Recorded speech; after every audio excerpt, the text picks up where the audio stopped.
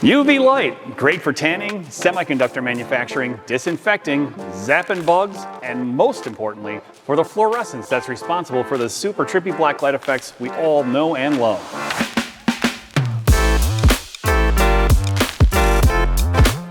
Hey everybody, it's Will from Blizzard, and you guessed it. Today we're talking UV blacklights, specifically our nearly invisible 365 nanometer true UV UVonix Blackstar, and solving the ugly visible halo that you get with so many other near UV blacklights.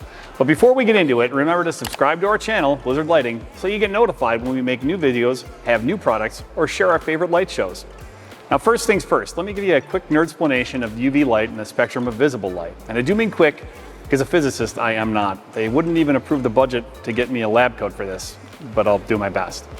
Now, the visible spectrum of light for us bipedal hominids is between about 400 and 700 nanometers. Ultraviolet, or UV light, on the other hand, lies beyond what's visible to the human eye, between about 100 and 400 nanometers.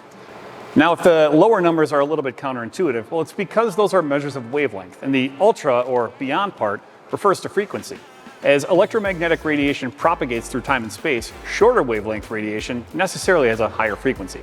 Anyways, when you hear about blacklight, besides being an obvious paradox, well, it really refers to a type of ultraviolet light, UVA usually, between about 315 and 400 nanometers, and sometimes also bleeding slightly into the visible light spectrum.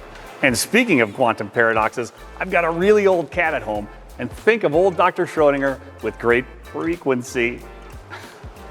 Okay, so what does this all mean? Well, our shoddy human eyes can't see true ultraviolet light. In fact, our eyes are specifically designed to block it. But probably due to a combination of it being cheaper to make near UV light sources, and also because throughout history we've sort of liked our light sources to actually look like they're lit up, many quote-unquote UV light LEDs are actually emitting near ultraviolet light, usually around 405 nanometers, and that's actually inside the visible light spectrum. Now don't get me wrong, I like purple light. I mean, who doesn't, am I right? And at that wavelength, you'll still get your Spencer's Gift Pink Floyd blacklight poster to glow, but it won't be at its best. And what's even more annoying is that at that wavelength, our eyes, and plenty of cameras too, see big ugly halos around the light source. And it can ruin the effect you're going for, and even be downright disorienting if the light source is emitting enough light. It's almost like your entire field of vision is suddenly filled with a dimly glowing fog.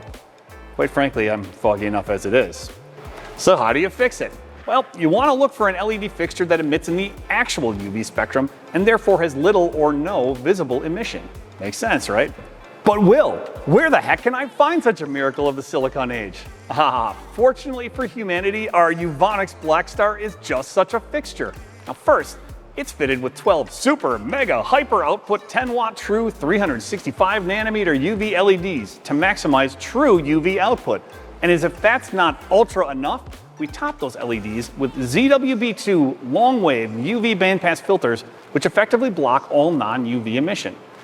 That's a lot of gobbledygook, but ZWB2 filters are a modern, more refined advancement on the Woods glass filter, and they allow about 23% more UV light to pass while blocking unnecessary visible light. They also stop the UV fog in its tracks, and they make luminescent objects and paints glow like nothing else can. So you ready to get your glow on? I knew it. Well, if you're interested in learning more about the UVonix Blackstar and how it can work for your next gig, visit blizzardpro.com/UV-Blackstar. That's blizzardpro.com/UV-Blackstar. And there you can find all of the UVonix Blackstar specs, the user manual, cut sheet, and pricing information. And if this video was helpful, well, let us know. Like and leave a glowing comment. And better yet, tell us which fixture or lighting problem you'd like to see highlighted next. And if you want to get notified when our next video drops, make sure to subscribe to our channel. Hey guys, thanks for watching this fixture focus video. We'll see you next time.